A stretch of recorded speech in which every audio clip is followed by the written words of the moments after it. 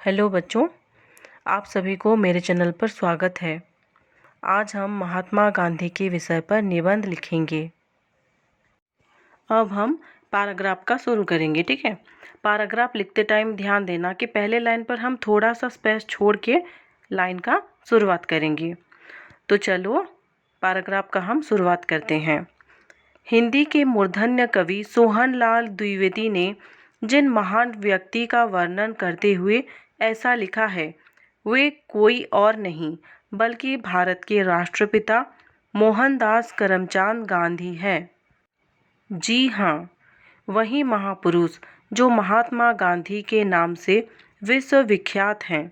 करोड़ों लोग उनके बताए गए मार्ग पर चलने के लिए यूं ही तैयार नहीं रहते थे, बल्कि सत्य और अहिंसा की नीति का उनके पास बल था, जिसका प्रयोग करके उन्होंने भारत को ब्रिटिश साम्राज्य से स्वतंत्र करवाने में महत्वपूर्ण भूमिका निभाई थी। अब हम यहाँ से दूसरा पैराग्राफ शुरू करेंगे। महात्मा गांधी का जन्म 2 अक्टूबर 1869 को गुजरात के पोरबंदर नामक स्थान पर एक समृद्ध परिवार में हुआ था। उनके पिता करमचंद गांधी पोरबंदर की दीवान थे। उनकी माता पुतलीबाई अत्यंत धार्मिक प्रवृत्ति की महिला थी। घर के धार्मिक परिवेश का प्रभाव मोहनदास पर भी पड़ा और उन्होंने राजनीति में आने के बाद भी अपने धर्म का साथ नहीं छोड़ा। अब हम यहाँ से नया पैराग्राफ शुरू करेंगे। गांधी जी की प्रारंभिक शिक्षा पोरबंदर के ही एक स्कूल में हुई। प्रवेश परीक्षा के बाद उन्हें उच्च शिक्षा के लिए भावनगर के श्यामल दास कॉलेज में भेजा गया, किंतु वहां उनका मन नहीं लगा। बाद में उनके भाई लक्ष्मी दास ने उन्हें बैरिस्टरी की शिक्षा प्राप्त करने के लिए इंग्लैंड भेज दिया। इंग्लैंड जाने से पहले ही मात्र 13 वर्ष की आयु में, यानी कि 13 वर्ष की आयु में उनका विवाह कस्तूरबा गांधी से हो गया था।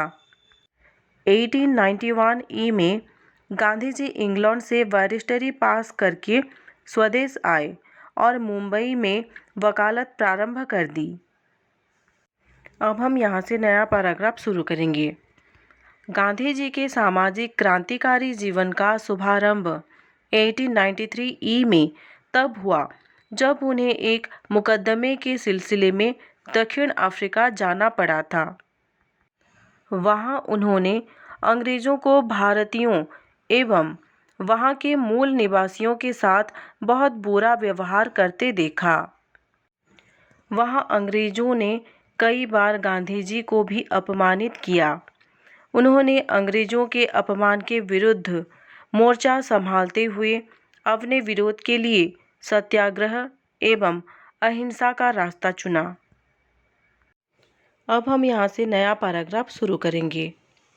वे जब तक दक्षिण अफ्रीका में रहे, वहाँ बसे हुए भारतीयों एवं अश्वेतों को उनके मानव सुलभ अधिकार दिलाने का प्रयत्न करते रहे। अपने उद्देश्यों की पूर्ति हेतु उन्होंने अफ्रीका प्रवास के दौरान लोगों को शिक्षित करने के लिए अध्यापक के रूप में, गरीबों की सेवा के लिए चिकित्सक के रूप में तथा कानूनी अधिकार के लिए अधिवक्ता के रूप में एवं जनता को जागरूक करने के लिए पत्रकार के रूप में कार्य किया। अपने जीवन काल में उन्होंने कई पुस्तकों की भी रचना की। माई एक्सपेरिमेंट विथ ट्रूथ उनकी विश्व प्रसिद्ध आत्मकथा है। अब हम यहाँ से नया पैराग्राफ लिखेंगे। दक्षिण अफ्रीका में गांधी जी के द्वारा किए गए कार्यों की ख्याति भारत में भी फैल चुकी थी। इसलिए जब वे स्वदेश वापस आए तो उनका गोपाल कृष्ण गोखले एवं लोकमान्य बाल गंगाधर तिलक जैसे नेताओं ने उनका भव्य स्वागत किया। भारत में गांधी जी ने जो पहला महत्वपूर्ण कार्य किया वह था बिहार के चंपारण जिले के निलहे किसानों को अंग्रेजों से मुक्ति दिलाना। वर्ष 1917 में गांधी जी के सत्याग्रह के फलस्वरूप ही चंपारण के किसानों का पोषण समाप्त हो सका। अब हम यहाँ से नया पैराग्राफ लिखेंगे। भारत में अपने उद्देश्यों की पूर्ति के लिए गांधी जी ने गुजरात के अहमदाबाद में एक आश्रम की स्थापना की।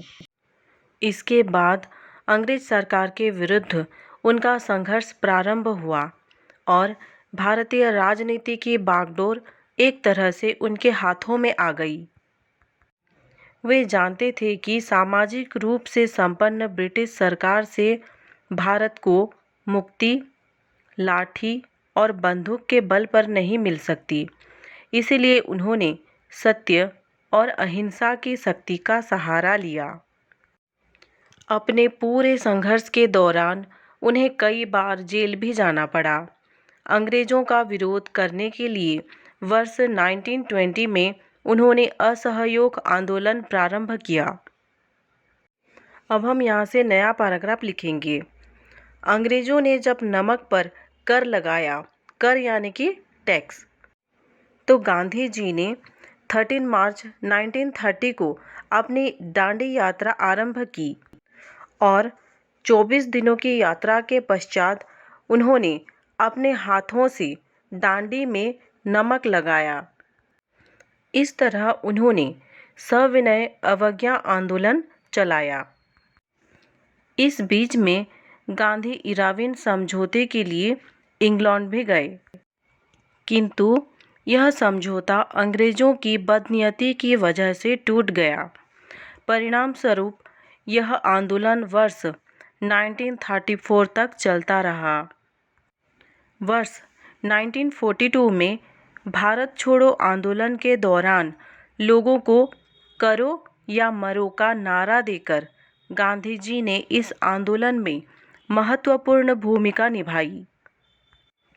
गांधी जी के प्रयत्नों से अंततः भारत 15 अगस्त 1947 को स्वतंत्र हुआ। वर्ष 1920 से लेकर 1947 तक भारतीय राष्ट्रीय आंदोलन में गांधी जी की भूमिका के कारण इस युग को गांधी युग की संज्ञा यानी कि नाम दी गई है। अब हम यहाँ से नया पैराग्राफ शुरू करेंगे। एक राजनेता के अतिरिक्त गांधी जी ने एक समाज सुधारक के रूप में जातिवाद, छुआछूत, नशाखोर, बहु विवाह, पर्दा प्रथा तथा सांप्रदायिक भेदभाव को समाप्त करने के लिए अनेक कार्य किए।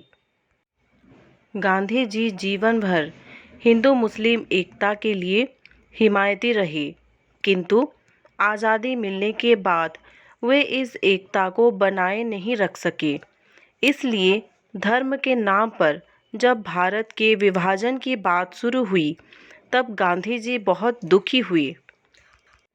वे नहीं चाहते थे कि विभाजित हो, किंतु परिस्थितियां ऐसी बन गई कि विभाजन को नहीं रोका जा सका। अब हम यहाँ से नया पैराग्राफ लिखेंगे। दुख की बात यह है कि गांधी जी को समझने में हिंदू और मुसलमान दोनों से ही भूल हुई। कट्टरवादी मुस्लिमों की प्रतिक्रिया में भारत में भी एक कट्टरवादी हिंदू संगठन पैदा हो गया। पाकिस्तान बनने के बाद भी गांधी जी पाकिस्तान की आर्थिक मदद करना चाहते थे। कट्टरवादी हिंदू संगठनों ने गांधी जी की इस नीति का विरोध किया। 30 जनवरी 1948 को जब वे प्रार्थना सभा से जा रहे थे, तब नथुराम गौडसे नामक एक व्यक्ति ने उनके ऊपर गोली मारकर उनकी निर्मम हत्या कर दी। इस तरह सत्य और अहिंसा के इस महान पुजारी का दुखद अंत हो गया। अब हम यहाँ से नया पैराग्राफ लिखेंगे।